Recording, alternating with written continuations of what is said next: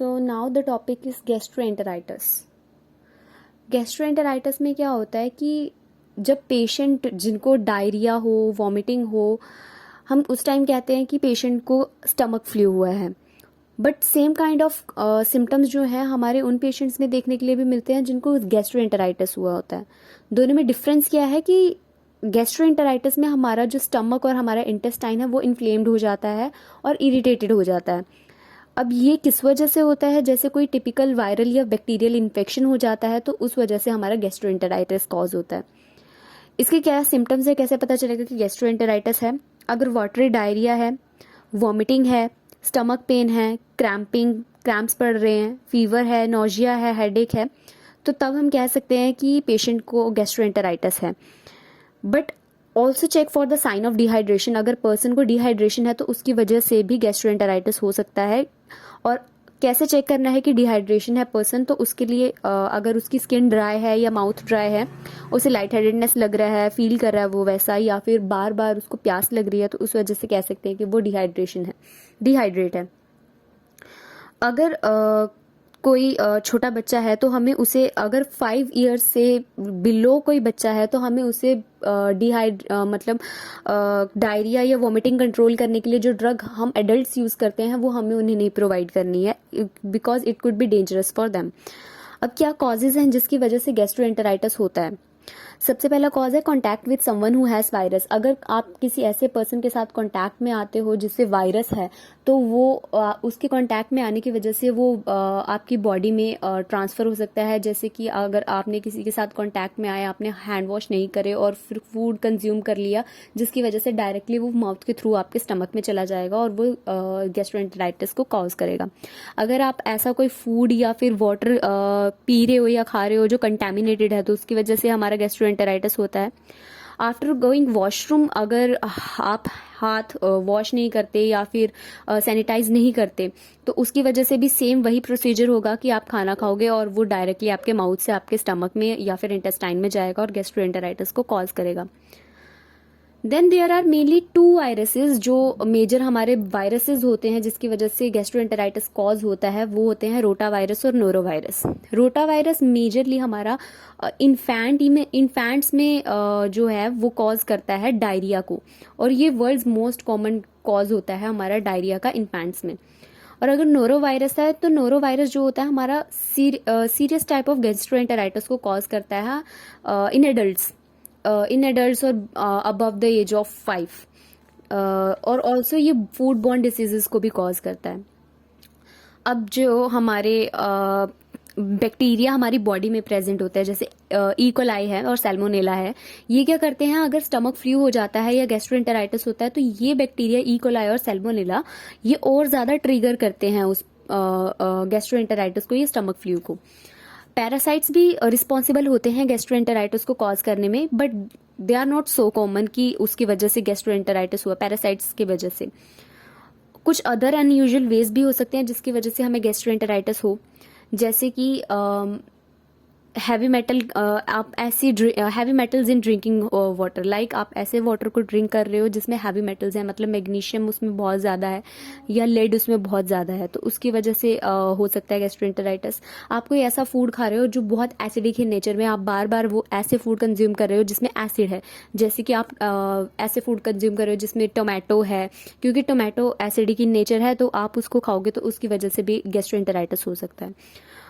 जैसे sea food को कोई कंज्यूम करता है तो they consist of toxins, so toxins that might be found in seafood can also cause the gastroenteritis. Medications जैसे कि आप ले रहे हो एंटासिड्स, एंटीबायोटिक्स, फर्दर है इसका ट्रीटमेंट कि कैसे इसको ट्रीट किया जाता है। अगर कोई बच्चा है, अगर मैं यहाँ पे बच्चे की जहाँ जहाँ बात हुई है, मतलब कि बिलो 5 ईयर्स, क्योंकि 5 ईयर्स से बिलो हम उनको मेडिकेशन नहीं प्रोवाइड करते, तो उनके लिए हम ओरल रिहाइड्रेशन सोल्यूशन प्रोवाइड करते हैं ताकि वो ट्रीट कर सके गैस्ट्रोएंटेराइटिस को, जैसे कि ORS प्रोवाइड किया जाता है। अगर एडल्ट है तो उसे जितना क्लियर फ्लूइड या क्लियर वाटर आप उसको कंज्यूम करवा सकते हो, उतना क्लियर वाटर या फ्लूइड उसको प्रोवाइड करना चाहिए, बट ऑन स्मॉल अमाउंट उसको वो ड्रिंक करना है और बहुत स्लोली उसे वो ड्रिंक करना है। देन क्या सिम्टम्स हैं? अब हमें तब क्या करना है जब उसकी डिहाइड्रेशन, ये जो हमारी गैस्ट्रोएंटेराइटिस है या डिहाइड्रेशन उसको हुई है वो कम होना शुरू हो जाएगी, तो हमें बैक टू उसके जो नॉर्मल फूड है उसको वो वापस प्रोवाइड करना स्टार्ट कर देना चाहिए। जैसे कि पर हमें फूड वैसे स्टार्ट करना चाहिए जो कि इजीली डाइजेस्टिबल हो पर्सन के लिए, जैसे बनाना हो गया या राइस हो गया। और एट दिस टाइम जब हमें गैस्ट्रोएंटेराइटिस हो, स्टमक फ्लू हो या डिहाइड्रेशन हुई हो, उस टाइम पे हमें अवॉइड करना चाहिए डेयरी प्रोडक्ट्स, कैफाइन और अल्कोहल जैसी चीजें, जब तक वो कम्प्लीटली रिकवर ना कर ले।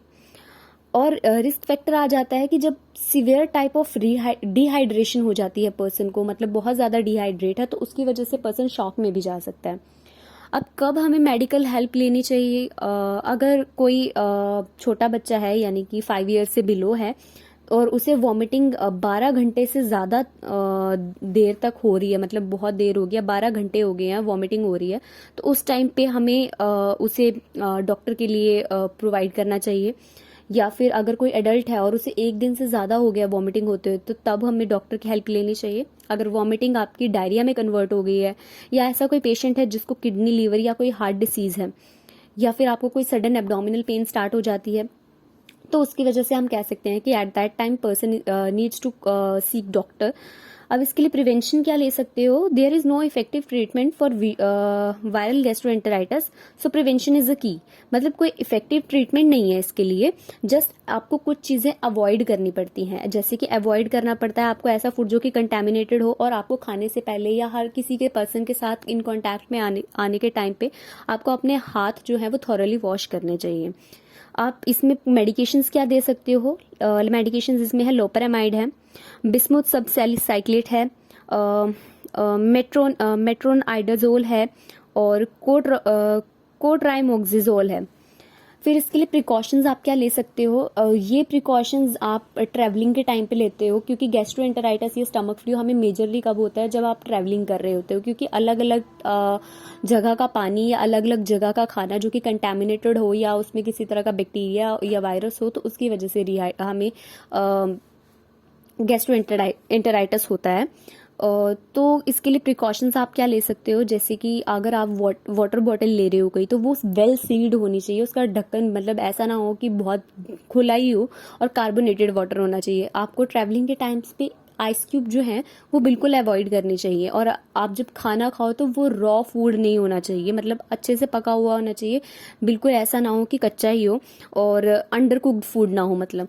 और अगर कोई ऐसी मतलब आप चीज़ें कंज्यूम कर रहे हो जो ह्यूमन के डायरेक्ट कांटेक्ट में आई हो, जैसे कि पील्ड फ्रूट्स या सैलेड आप जो बोल सकते हो, तो हमें वो चीज़ें अवॉइड करनी चाहिए, क्योंकि हो सकता है जिसने वो छिला है उसके हाथ में किसी तरह का बैक्टीरिया या वायरस हो, जो कि फ्रूट या वेजिटेबल या सैलेड जो उसने पील किया है उसमें ट्रांसफ़र हुआ, और फिर वो डायरेक्टली आप कंज्यूम करोगे तो उसकी वजह से गैस्ट्रोएंटेराइटिस कॉज होगा। तो ये था गैस्ट्रोएंटेराइटिस के बारे में। That's it.